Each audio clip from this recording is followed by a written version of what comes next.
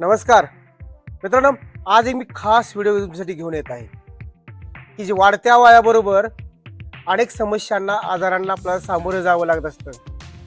अनेक वेदना सहन कराव्या लागत असतात आणि या अशा वेदना असतात की त्या असह्य वेदना असतात की सहन करू शकतच नाही अशा. मग अशा प्रसंगी आपण काय करतो, ज्यावेळेस आपल्याला वेदना सहन होत नाहीत त्यावेळेस आपण औषधाकडे आपण वळतो आणि या औषधामध्ये प्रामुख्याने स्टेरॉइडचं औषध आपण घेतो. या स्टेरॉइडचं औषध आपण घेतलं की तात्पुरता आपल्याला आराम मिळू शकतो, परंतु ह्या आराम मिळण्यामुळे प्रामुख्याने काय होतं की परत वारंवार आपण ज्यावेळेस वेदना होतील त्यावेळेस ते वारंवार ते औषध घेत जातो आणि या औषधाचा आपण गुलाम बनतो. ज्यावेळेस आपण स्टेरॉइडचं औषध घेतो त्यावेळेस आपल्याला असंख्य आजाराला निमंत्रण मिळतं. प्रामुख्यानं किडनी विकार असतील, सांधेदुखी असेल, अपचन असेल, बद्धकोष्ठ असेल, त्यानंतर शुगरचं प्रमाण असेल, तर अशा अनेक आजारांना आपल्याला सामोरं जावं लागतं. पण मित्रांनो, आज मी तुमच्यासाठी एक खास औषध घेऊन आलोय की जे औषध 1 रुपया खर्च करावा लागत नाही आपल्याला. असं औषध कोणतं असेल तर ते औषध आहे पाणी. पाणी हे अनेक रोगाचं एकमेव असं औषध आहे. या पाण्याचा वापर कोणत्या आजारामध्ये कसा करायचा हेच माहिती तुम्हाला आजच्या मी व्हिडिओमध्ये देत आहे. पहिला आजार आपण पाहणार आहोत, किडनी विकार. जर आपण आपल्या शरीराला पुरेसं पाणी जर आपण दिलं किंवा आपण पिलो आपण पाणी, तर ज्या समस्या आपल्या आहेत त्या आपल्या समस्या आपल्याला जाणवणार नाहीत. प्रामुख्याने किडनी हे काय कार्य करतं तर पुरेसे पाणी जर असेल तर शरीराचे टॉक्सिन बाहेर काढायचं काम करतं. त्याचबरोबर अतिरिक्त मीठ असतं आपलं, त्याचबरोबर कचरा असतील हे लघवीवाटे काय करतं बाहेर फेकण्याचं काम करतं.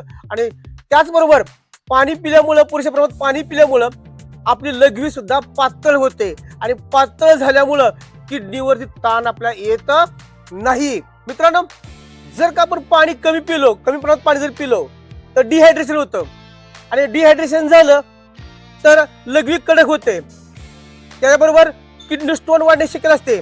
कमी पाणी पिल्यानं किडनी संबंधित सर्व आजार आपले उद्भवू शकतात. मित्रांनो, पुढचा आजार आहे सांधेदुखी. जर पुरेसे पाणी जर पिलो आपण तर शरीरातील आपल्याला लुब्रिकेशन मिळू शकतं आणि लुब्रिकेशनमुळे शरीराची सूज आहे कमी होण्यास मदत होते, दुखणे कमी होऊ शकतं. पुढचा आजार आहे अपचन आणि टाचदुखी. या 2 आजारावर पाणी कसं गुणकारी आहे हेच आपण पाहणार आहोत. मित्रांनो, आपल्याला पुरेसे पाणी, मी प्रत्येक वेळेस म्हणतोय पुरेसे पाणी घ्या, पुरेसे पाणी घ्या. अतिरिक्त पाणी झालं तरी आपल्याला त्याचा बॅड इफेक्ट आपल्याला जाणवतो. परंतु पुरेसे पाणी, किती प्रमाणात पाणी घ्यायचं, जसं आपल्या शरीराचे वजन आहे त्या वजनाच्या प्रमाणात आपण पाणी घेतलं पाहिजे. प्रामुख्यानं 20 किलो जर वजन असेल तर 1 लिटर आपण पाणी घेतलं पाहिजे.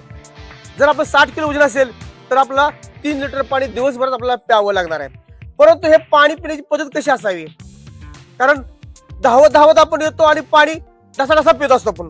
तर हे न पिता आपण एका जागेला बसून, उभा राहून न पाणी पिता बसून पाणी प्यावं, हळुवारपणे पाणी प्यावं.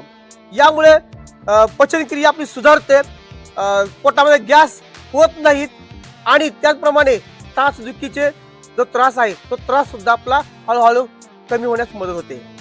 मित्रांनो, पुढचा आजार आपला बरा करतो आपण पाण्याच्या माध्यमातून, तो म्हणजे शुगर. पाणी हे शुगर वरती सर्वोत्कृष्ट असं औषध आहे. प्रामुख्यानं ज्या व्यक्तीला शुगर असते अशा व्यक्तीला प्रामुख्यानं पाण्याची खूप गरज असते.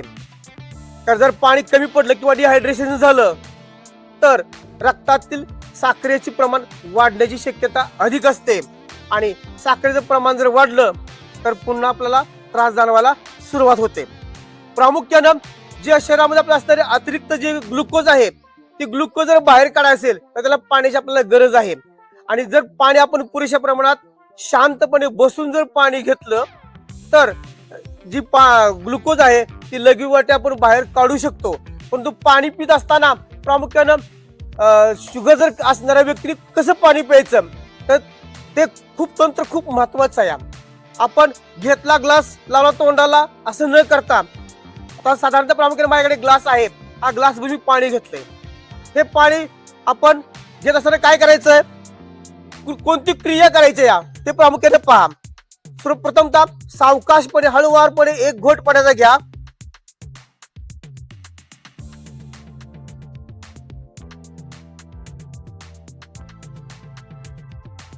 अशा पद्धतीने तोंडामध्ये थोडंसं पाणी फिरू द्या. तोंडामध्ये पाणी फिरल्यामुळे काय होते, तोंडात असणारी जी लाळ ग्रंथी आहे ती लाळ ग्रंथी स्त्रावते आणि स्त्रावलेली लाळ ग्रंथी पाण्यामध्ये ज्यावेळेस मिश्रण होतं त्यावेळेस त्या लाळ ग्रंथीमध्ये बरेचसे रोगप्रतिकार शक्ती असणारे घटक असतात. त्यामुळे आपली शुगर सुद्धा नियंत्रणात ठेवायला ती लाळ खूप कारणीभूत ठरते.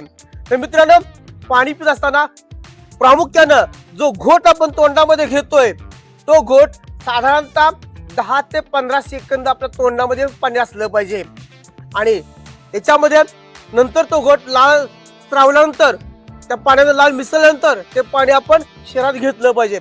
जर असं करून पहा, साधारणतः 4 ते 5 दिवस तुम्ही हे करून पहा, निश्चित आपली जी पहिली शुगर आहे ते 5 दिवसानंतर आपण शुगर जर चेक केली तर आपली शुगर नियंत्रणात आलेली तुम्हाला पाहायला मिळेल. त्याचप्रमाणे मित्रांनो, हे पाणी जसं आहे तसं अजूनही शुगरसाठी आपल्याला काय कर, बरेचसे लोक शुगरने त्रस्त आहेत. तर अशा व्यक्तींनी प्रामुख्याने आपल्या घरासमोर जर प्रामुख्याने कढीपत्त्याचं झाड जर असेल तर हे अगदी ऍक्च्युली उदाहरण घडलेलं आहे, आमच्या गावामध्ये झालेली घटना आहे.